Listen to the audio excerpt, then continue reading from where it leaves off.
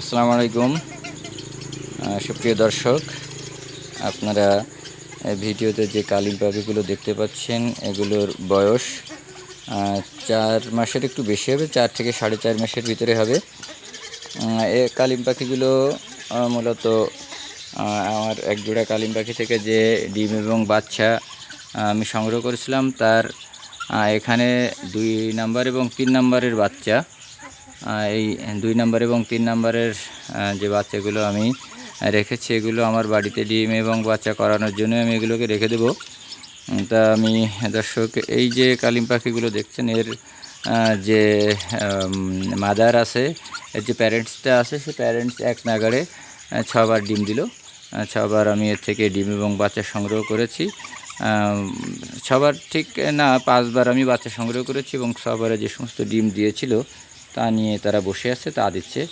আশা করি আর কিছুদিন পরে আমি ষষ্ঠবারের মতো বাচ্চা আমি এদের থেকে পাবো। ষষ্ঠবার বলতে এরা সময়টা নিয়েছে 6 মাস। 6 মাসে 6 বার ডিম দিল।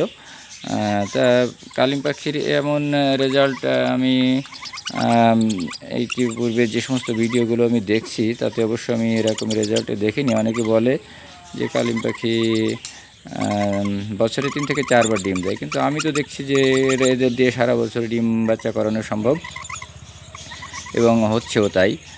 কিন্তু পাখির মান কেমন থাকবে এটা আমি ঠিক এখন বলতে পারবো না, তবে এ দিয়ে আমি সারা বছরই ডিম বাচ্চা করাতে পারবো বলে আমি মনে করি। আপনারা যদি আগ্রহ প্রকাশ করেন যে আমি কিভাবে কালিম পাখি থেকে সারা বছর ডিম এবং বাচ্চা করাই কোন পদ্ধতিতে, যদি আপনাদের জানার আগ্রহ থাকে তাহলে আমার কাছে ফোন দিতে পারেন, নতুবা কমেন্ট করে আপনাদের যে মতামত জানতে চান কি না সেটার ব্যাপারে আপনারা জানাতে পারেন। আর আমার কাছে ফোন দিয়ে যোগাযোগ করার যে নম্বরটা সেটা ডিসক্রিপশন বক্সে দেওয়া থাকবে।